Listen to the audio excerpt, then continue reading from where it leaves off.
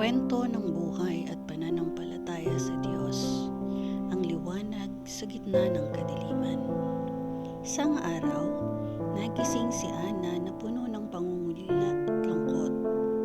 Sa loob ng ilang buwan, siya ay nawala ng trabaho dahil sa matinding pagbabago sa kumpanya. Kasunod nito ay nagkahiwalay siya ng kanyang matagal ng kasintahan dahil sa tampuhan at hindi pagkakaunawaan. Pakiramdam niya ay unti-unting gumuho ang kanyang mundo at wala na siyang pag-asa.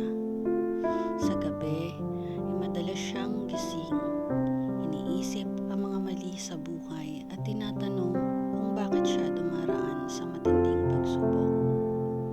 Isang umaga, pumunta siya sa parke upang magpahinga at magmuni-muni. Habang naglalakad sa ilalim ng mga punong may sariwang dahon, napansin niya ang isang maliit na punong kahoy na tila bagong tumubo. Kahit maraming nagdaang ulan at hangin, nanatili itong matatag, unti-unting lumalago.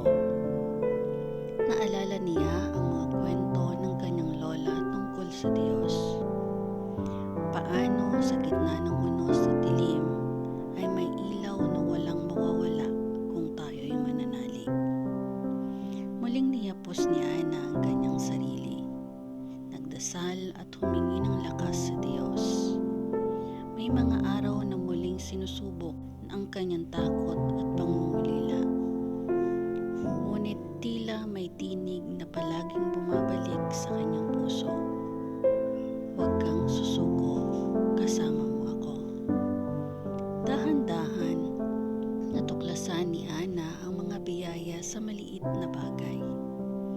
Isang ngiti mula sa isang kaibigan, isang pagkakataon sa bagong trabaho, at higit sa lahat, ang kapayapaan ng loob sa tuwing siya'y mananalangin. Nang matanggap siya sa isang bagong kumpanya, hindi lamang siya natuwa dahil sa trabaho, kung hindi dahil napagtanto niyang hindi siya nag-iisa sa laban ng buhay. Hindi nagtagal bumalik ang pagkakaayos sa relasyon niya at sa pamilya dahil natutunan niyang magpatawad at magpakatatag. Nang bumalik si Ana sa parke, muling tiningnan niya ang maliit na punong kahoy. Ngayon, marami ng bagong dahon na sumisibol, tulad ng kanyang puso na muling nagkakaroon ng pag-asa. Sa bawat paghihirap at kawalan, laging may liwanag naghihintay sa atin, basta't patuloy tayong manalig sa Diyos. Ang pagsubok ay bahagi ng buhay na nagtuturo ng tibay, katatagan at pananampalataya. Hindi matutuldukan ang pagbangon kung may pag-asa at pananalig. Kapag tayo'y nabigo, ituring natin itong pagkakataon para silayan ang buhay sa bagong perspektibo.